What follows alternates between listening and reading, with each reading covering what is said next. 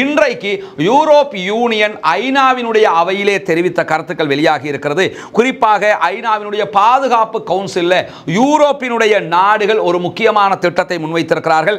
அதிலே France, England, Denmark, Greece, அதே போன்று ஸ்லோவேனியா ஆகிய நாடுகள் மிக முக்கியமான ஒரு வாதத்தை முன்வைத்திருக்கிறார்கள். அதிலே அவர்கள் சொல்லக்கூடிய முக்கியமான செய்தி என்னன்னா, யுத்தத்திற்கு பிறகுண்டான காசாவிலே பாலஸ்தீன விடுதலை அமைப்புக்கு எந்த அதிகாரங்களும் இருக்கக்கூடாது என்பதுதான் அவர்கள் வலியுறுத்தி இருக்கக்கூடிய ஒரு செய்தியாக இருக்கிறது. பாலஸ்தீன விடுதலை அமைப்பை அதை ஒப்புக்கொண்டாங்க. ஆட்சியை கையளிக்கிறதுல எங்களுக்கு எந்த பிரச்சனையும் இல்லை, ஆட்சி மாற்றத்தை நாங்கள் கொண்டு வர்றதுக்கு தயாராக இருக்கிறோம், ராணுவம் எங்க கண்ட்ரோல்ல தான் இருக்குங்கிறாங்க, அதுதான் நியாயமும் கூட என்று அரபு நாடுகளை ஒப்புக்கொண்டிருக்கக்கூடிய அறிக்கையாகத்தான் அந்த அறிக்கை இருக்கிறது. அரபு நாடுகளுடைய அறிக்கையை தான் ஐரோப்பிய யூனியன் வழிமொழிந்திருக்கிறது என்பது இந்த இடத்திலே பாராட்டத்தக்க ஒன்றாக இருக்கிறது. எனவே யார் ஆட்சிக்கு வந்தாலும் ராணுவமாக இவங்க இருக்கிற போது இவர்களுடைய நிழல் அரசாகத்தான் அவர்கள் இருக்க போகிறார்கள் என்பது மாத்திரம் யதார்த்தமான உண்மை. அதை அரபு நாடுகளும் புரிந்து கொண்டுதான் அறிவித்திருக்கின்றன. அதை புரிந்து கொண்டுதான் ஐரோப்பிய யூனியனும் இப்படி ஒரு பூசி மொழுகுகிற ஒரு அறிக்கையை சொல்லி அரபு நாடுகளின் பக்கம் தாங்கள் நிற்பதை மிக தெளிவாக வலியுறுத்தி இருக்கின்றன என்பதையும் நாம் பார்க்க முடியும்.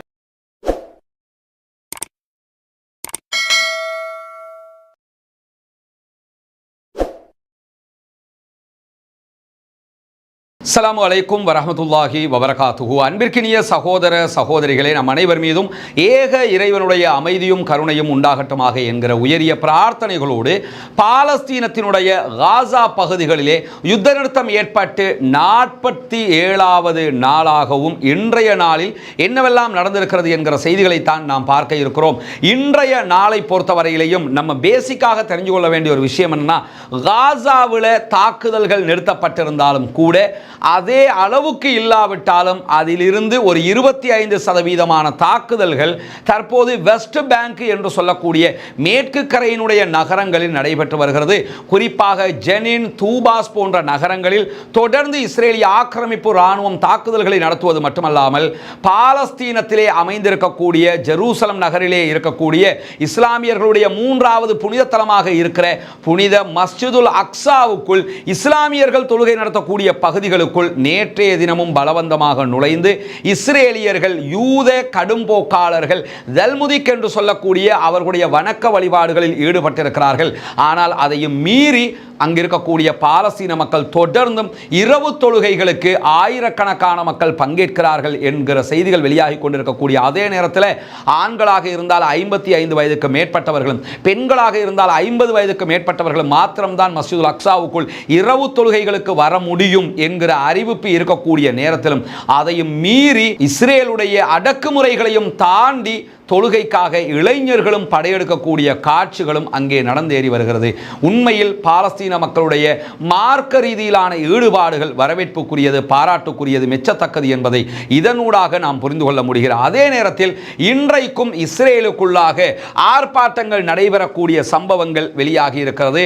இஸ்ரேல் உடனடியாக சமாதானத்தினுடைய 2ஆம் கட்டத்திற்கு நகர வேண்டும் என்று சொல்லியும் எக்காரணம் கொண்டு மீண்டும் ஒரு யுத்தத்தை ஆரம்பிக்க கூடாது என்று சொல்லியும் பாலஸ்தீனமாக இருந்து விடட்டும், நாங்களாக இருந்து விடுகிறோம் என்கிற நிலைக்கு இஸ்ரேலில் இருக்கக்கூடிய பொதுமக்கள் வந்திருக்கிறார்கள் என்பதையும் இந்த ஆர்ப்பாட்டங்கள் தொடர்ந்து நமக்கு எடுத்து காட்டிக் கொண்டிருக்கக்கூடிய நேரத்தில் தற்போது முதல் கட்ட சமாதான உடன்படிக்கை 40 நாட்களாக முடிவுற்றதற்கு பிறகு இந்த கடந்த 6 நாட்கள் சமாதானமும் இல்லை, சண்டையும் இல்லை என்கிற நிலையில் தொடர்ந்து கொண்டிருக்கக்கூடிய நேரத்தில் அவ்வப்போது இஸ்ரேலிய ஆக்கிரமிப்பு படைகள் காசாவுக்குள் தாக்குதல்களை நடத்தி வருகிறார்கள். அந்த அடிப்படையில் தெற்கு காசா ரஃபா பகுதிகளில் அமைந்திருக்கக்கூடிய ஷபூரா மருத்துவமனையினுடைய பகுதிகளில் இன்றைக்கு துப்பாக்கி சூடுகளை நடத்தி இருக்கிறார்கள் இஸ்ரேலிய ஆக்கிரமிப்பு ராணுவம் என்கிற செய்திகள் பதிவாகி இருக்கக்கூடிய அதே நேரத்தில் இந்த தாக்குதல்களில் எத்தனை பேர் கொல்லப்பட்டார்கள், ஷஹீதாகி இருக்கிறார்கள் என்கிற தகவல்கள் இதுவரைக்கும் வெளியாகவில்லை. இருப்பினும்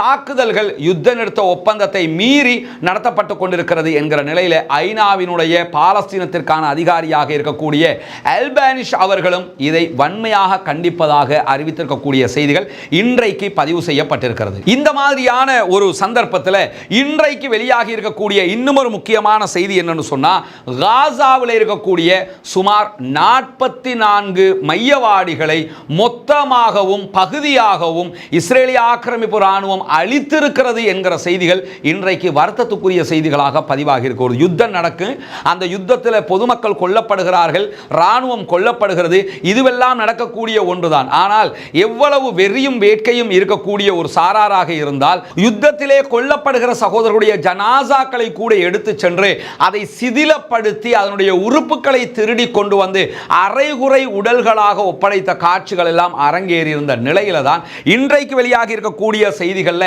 44 மையவாடிகள் அழிக்கப்பட்டிருக்கிறது, மொத்தமாக புல்டோசர்களால தோண்டி வீசப்பட்டிருக்கிறது என்கிற செய்திகள் வெளியாகி இருக்கிறது. அல் ஜசீராவினுடைய சனத் என்கிற உண்மை சரிபார்ப்பு பிரிவு அதனுடைய வீடியோக்களையும் சேட்டலைட் காட்சிகளையும் ஒப்பிட்டு இதனை சரிபார்த்திருக்கிறோம் என்கிற செய்தியை இன்றைக்கு வெளியிட்டிருப்பதை நம்ம பார்க்க முடியும். இப்படியான கொடூரங்களை கூட அவர்கள் செய்து கொண்டிருக்கிறார்கள் என்பதை தாண்டி சில பகுதிகளில் வெகுஜன புதைகுழிகள் மேலதிகமாக கண்டெடுக்கப்படுகிறது என்கிற அதிர்ச்சிகரமான செய்திகளும் வெளியாகி இருக்கு. ஒரே நேரத்தில் கிட்டத்தட்ட 100 பேர் 200 பேர் 300 பேரை ஒன்று சேர்த்து புதைத்திருக்கக்கூடிய காட்சிகளும் வெளியாகி கொண்டிருக்கிறது. அல்லாஹு ஆலம், காசாவினுடைய நிலை நம்ம எதிர்பார்த்ததை விட மோசமாக இருக்கிறது. யுத்தத்திற்கு பிறகு பல இடங்களை தோண்டுகிற போதுதான் வரிசையாக ஜனாசாக்கள் கண்டெடுக்கப்படுகிற காட்சிகள் வெளியாகி கொண்டிருக்கிறது.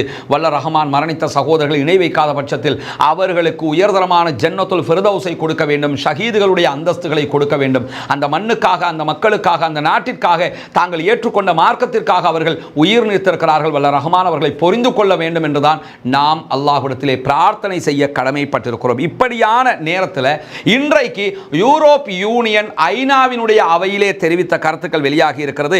குறிப்பாக ஐநாவினுடைய பாதுகாப்பு கவுன்சிலில் யூரோப்பினுடைய நாடுகள் ஒரு முக்கியமான திட்டத்தை முன்வைத்திருக்கிறார்கள்.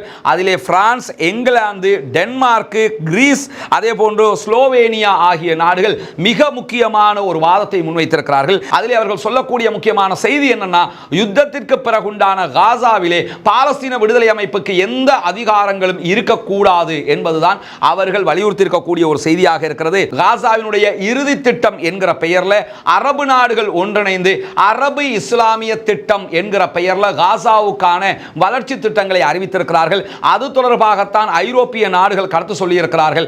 அதிலே அவர்கள் சொல்லும் போது என்ன சொல்றாங்கன்னா, எக்காரணம் கொண்டும் காசாவில் இருக்கக்கூடிய மக்களை வேறு நாடுகளுக்கு அனுப்புவதை நாங்கள் ஏற்றுக்கொள்ள மாட்டோம் என்று கட் அண்ட் ரைட்டாக அரபு நாடுகளுக்கு சப்போர்ட்டிவாக அமெரிக்காவுக்கு எதிராக நிற்பதாக அறிவித்திருக்கிறார்கள். அதில் நம்ம என்ன பார்க்கணும்னா, பிரான்ஸ் போன்ற நாடுகளே இதற்கு எதிராக நிற்கிறார்கள், பிரித்தானியா இதற்கு எதிராக நிற்கிறது என்பது டொனால்ட் ட்ரம்புக்கு ஒரு மரண அடியான வார்த்தையாகவும் இருக்கிறது. என்னன்னா, அமெரிக்கா எப்படி நாம் ஒரு வல்லரசாக பார்க்கிறோமோ அதற்கு நிகராக இருக்கக்கூடிய நாடுகளாகத்தான் நம்ம பிரித்தானியாவையும் அதே போன்ற பிரான்சையும் பார்க்க முடியும், ஜெர்மனையும் பார்க்க முடியும். இப்படியான நாடுகள் எல்லாம் தற்போது அமெரிக்காவுக்கு எதிராக காசா விவகாரத்தில் நிற்கிறார்கள்.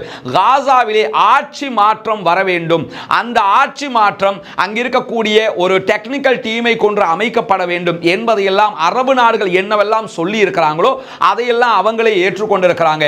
பாலஸ்தீன விடுதலை அமைப்பு மாத்திரம் எந்த திட்டத்திலும் தலையிடக்கூடாது என்பதை சொல்லியிருக்கிற அதே நேரம் பாலஸ்தீன மக்கள் பாதுகாக்கப்பட வேண்டும், இஸ்ரேலுக்கும் பாதுகாப்பு உத்தரவாதம் இருக்க வேண்டும் என்பதுதான் அவர்களுடைய வாதமாக இருக்குது. ஆல்ரெடி பாலஸ்தீன விடுதலை அமைப்பை அதை ஒப்புக்கொண்டாங்க. ஆட்சியை கையளிக்கிறதுல எங்களுக்கு எந்த பிரச்சனையும் இல்லை, ஆட்சி மாற்றத்தை நாங்கள் கொண்டு வரதுக்கு தயாராக இருக்கிறோம், வெப்பனை கீழே வைக்க முடியாது, ராணுவம் எங்க கண்ட்ரோல்ல தான் இருக்குங்கிறாங்க.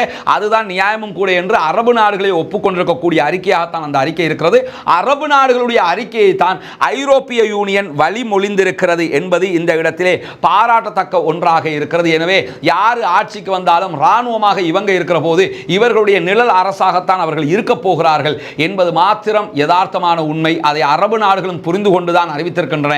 அதை புரிந்து கொண்டுதான் ஐரோப்பிய யூனியனும் இப்படி ஒரு பூசி மொழுகுகிற ஒரு அறிக்கையை சொல்லி அரபு நாடுகளின் பக்கம் தாங்கள் நிற்பதை மிக தெளிவாக வலியுறுத்தி இருக்கின்றன என்பதையும் நாம் பார்க்க முடியும். எது எப்படி போனாலும் அரபு நாடுகளுக்கு காசாவுடைய விவகாரத்தில் அடுத்த கட்ட முடிவெடுப்பதற்கான சிறப்பான வாய்ப்பாக இந்த வாய்ப்பும் அமைந்திருக்கிறது. அஸ்ஸலாமு அலைக்கும் வரஹ்மத்துல்லாஹி வபரகாத்துஹு. அன்பிற்கினிய சகோதர சகோதரிகளே, தொடர்ந்தும் நம்முடைய வீடியோக்களை பார்த்து வரக்கூடிய நண்பர்கள், தாய்மார்கள் அத்தனை பேருக்கும் தெரிந்த ஒரு விவகாரம் தான், நாம் மக்களுக்கு தேவையான கருத்துக்களை கொண்டு சேர்ப்பதோடு மாத்திரம் நின்று விடாமல் சமூகத்திற்கு தேவையான பணிகளையும் தொடர்ந்து செய்து வருகிறோம். அந்த அடிப்படையில் ஒவ்வொரு ஆண்டும் பாடசாலைகள் ஆரம்பிக்கிற போது பாடசாலை மாணவர்களுக்கான பாடசாலை உபகரணங்களை நாடு முழுவதும் கொண்டு சேர்க்கிற பணியை மேற்கொண்டு வருகிறோம். அதே போன்று வெள்ளம் போன்ற அனர்த்தங்கள் ஏற்படுகிற போதும் அவர்களுக்கு தேவையான உதவிகளை ஓடோடி சென்று செய்து வருவதையும் நீங்கள் அறிகிற அதே நேரம் எந்த ஒரு மக்கள் தொந்தரவுகள் ஏற்பட்டாலும் அவர்களுக்கு தேவையான உதவிகளை செய்து வருகிறோம். இவை அத்தனையும்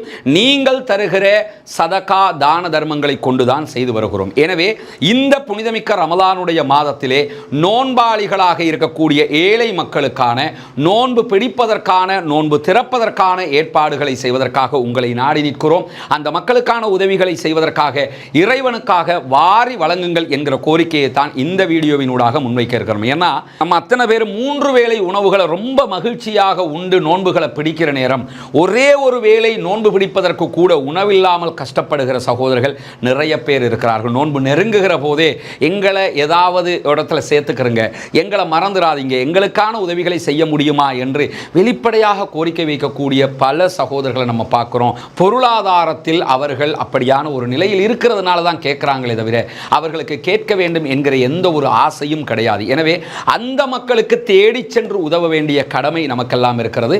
நபிகள் நாயகம் ஸல்லல்லாஹு அலைஹி வஸல்லம் அவர்கள் அதைத்தான் நமக்கு காட்டியும் தந்திருக்கிறார்கள். அல்லாஹ்வுடைய தூதர் ஸல்லல்லாஹு அலைஹி வஸல்லம் அவர்களிடத்தில் இஸ்லாத்திலேயே மிகச்சிறந்த காரியம் எது என்று கேட்கப்படுகிற போது பசித்தவர்களுக்கு உணவளிப்பது என்றார்கள். எனவே பசித்தவர்களுக்கு உணவளிக்கிற இந்த நட்பணியிலே நாம் அத்தனை பேரும் இணைந்து கொள்ள வேண்டும் என்பதோடு அல்லாஹ்வுடைய தூதர் ஸல்லல்லாஹு அலைஹி வஸல்லம் அவர்கள் சொன்னார்கள், இத்தகுன்னார வலவ் பிஷிக்கி தம்ரா, ஒரே ஒரு பேரிச்சம்பழத்தினுடைய துண்டு இருந்தால் கூட அதை கொடுத்தும் நீங்கள் நரகத்தை விட்டும் பாதுகாப்பு தேடிக்கொள்ளுங்கள் என்றார்கள். நரகத்தை விட்டு பாதுகாப்பு தேடுகிற மாதத்தை நாம் அடைய இருக்கிறோம். அநேகமாக இந்த வீடியோவை பார்க்கிற நேரத்தில் நாம் ரமலானை அடைந்திருக்கலாம் அல்லது நாளை அடைவதற்கு வாய்ப்பு இருக்கிறது.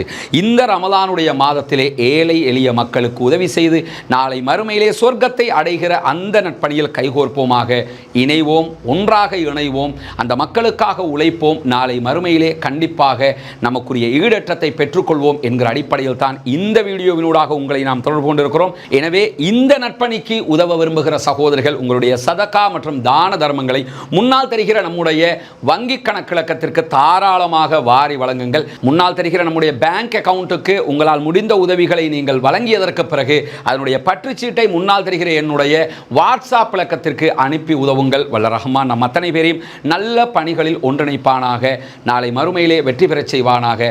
இந்த ஏழை எளிய மக்களுக்கான பணியிலே நாம் அத்தனை பேரும் ஒன்றிணைவோம், சதகாக்களை செய்வோம், பகிர்ந்தளிப்போம், நாளை மறுமையிலே வெற்றி பெறுவோம். இந்த செய்திகளுக்கு மத்தியில் நேற்றைய தினம் அமெரிக்க அதிபர் டொனால்ட் ட்ரம்பினுடைய தலைமையிலான அரசாங்கம் இன்னும் ஒரு அறிவிப்பை விடுத்திருக்கிறது. அந்த அறிவிப்பில் என்ன சொல்லியிருக்கிறாங்கன்னா, யமன்ல இருக்கக்கூடிய ஹூதிகள் மீதான புதிய தடைகளை அவர்கள் விதித்திருக்கிறார்கள். ஹூதி கிளர்ச்சியாளர்கள் நமக்கெல்லாம் தெரியும், யமன்ல இருந்து தொடர்ந்து செங்கடல் பார்டர்ல வரக்கூடிய அமெரிக்க இஸ்ரேலிய கப்பல்களுக்கு எதிராக தாக்குதல்களை நடத்தியிருந்தார்கள். கிட்டத்தட்ட 200க்கும் மேற்பட்ட கப்பல்களை அவர்கள் தகர்த்து இருக்கிறார்கள். செங்கடலையே ஆண்டு கொண்டிருந்தார்கள். ஒரு 1.5 ஆண்டுகளாக அமெரிக்கா தலைமையிலான, பிரிட்டன் தலைமையிலான அரசாங்கங்களுக்கே அவர்களை அசைத்து பார்க்க முடியாத ஒரு நிலையாக அந்த நிலை இருந்தது. மட்டுமல்லாமல் 2020 கிலோமீட்டர்களை தாண்டி யமன்ல இருந்து பாலிஸ்டிக் ஏவுகணை தாக்குதல்களை இஸ்ரேல் தலைநகர் டெல் அவீவ் வரைக்கும் அவர்கள் நடத்தி சிம்ம சொப்பனமாக தங்களுடைய பலத்தை நிரூபித்துக் கொண்டிருந்தார்கள். நேற்றைய தினம் இரவு கூட அமெரிக்காவுடைய M69 வகையான ஒரு ட்ரோனை, படு பயங்கரமான மிக துல்லியமாக கண்காணிக்கக்கூடிய ட்ரோனை, ஆளில்லா விமானத்தை தரையிறக்கி இருக்கிறோம், மொத்தமாக கைப்பற்றி இருக்கிறோம் என்று ஹூதிகளுடைய ஊடக பேச்சாளர் யஹ்யா சாரி அறிவித்திருக்கக்கூடிய நேரத்தில் தான் அமெரிக்கா அவர்கள் மீதான புதிய தடைகளை அறிவித்திருக்கிறது. அறிவித்திருப்பது மட்டுமல்லாமல் ஹூதிகளை சேர்ந்த, ஹூதிகளுக்கு வெளிநாட்டிலிருந்து ஆயுதங்களை உள்ளே கொண்டு வருவதற்கு காரணமாக இருக்கிறார்கள் என்கிற பெயரில் ஹூதிகளுடைய மிக முக்கியமான 7 தலைவர்கள் மீது வெளிநாட்டு பயண தடைகளையும் அவர்கள் விதித்திருக்கிறார்கள்.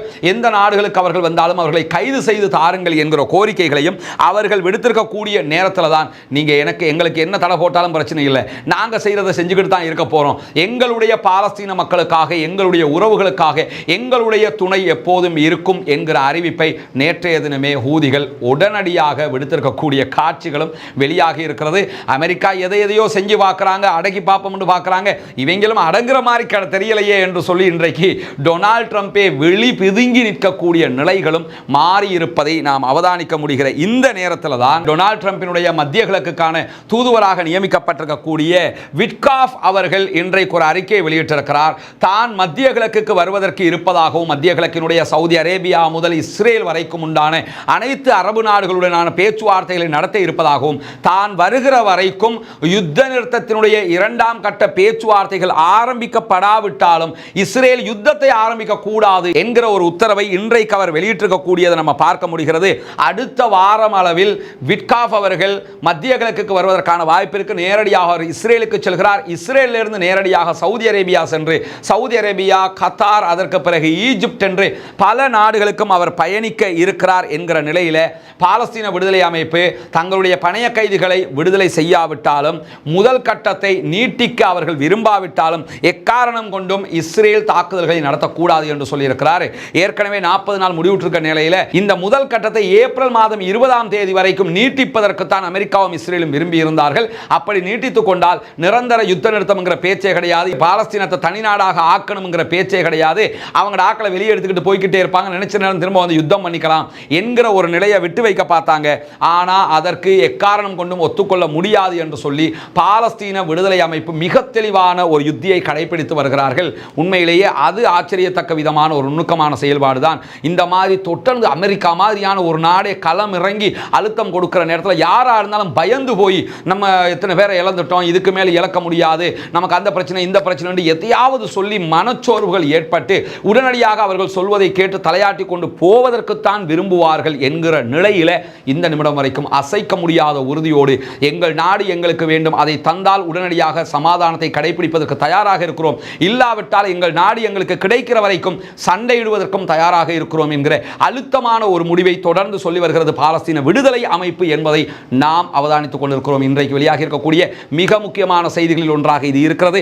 ஏற்கனவே இன்றைக்கு மதிய நேரத்தில் நாம் ஒரு வீடியோவை வெளியிட்டிருக்கிறோம். அந்த வீடியோவில் பாலஸ்தீன விடுதலை அமைப்போடு ரகசிய பேச்சுவார்த்தை அமெரிக்கா நடத்தி இருக்கிற செய்திகளை சொல்லியிருக்கிறோம். அந்த பேச்சுவார்த்தைகள் என்னவெல்லாம் நடைபெற்றது என்பதை பார்க்காத சகோதரர்கள் நம்முடைய சேனல்ல அதையும் பார்த்துக் கொள்ளுங்கள். அப்படி பார்க்கிற போது இன்றைக்கு நடைபெற்ற பல செய்திகளை நீங்கள் தெரிந்து கொள்ள முடியும் என்கிற நிலையில் நாளை காலை இன்ஷா அல்லாஹ் கத்தாருக்கும் பாலஸ்தீன விடுதலை அமைப்புக்கான என்ன தொடர்பு என்கிற வீடியோவை எதிர்பாருங்கள். பாலஸ்தீனம் வெற்றி பெற வேண்டும், பாலஸ்தீனம் சுதந்திரம் அடைய வேண்டும், பாலஸ்தீன மக்களும் நம்மை போன்ற நிம்மதியானவர்களாக மாற வேண்டும் என்கிற உயரிய பிரார்த்தனைகளோடு பாலஸ்தீன மக்களுக்காக ஜனநாயக ரீதியாகவும் குரல் கொடுப்போமாக. வாஹ்ரத் அவ்வானா அல்ஹம்துலில்லாஹி ரப்பில் ஆலமீன்.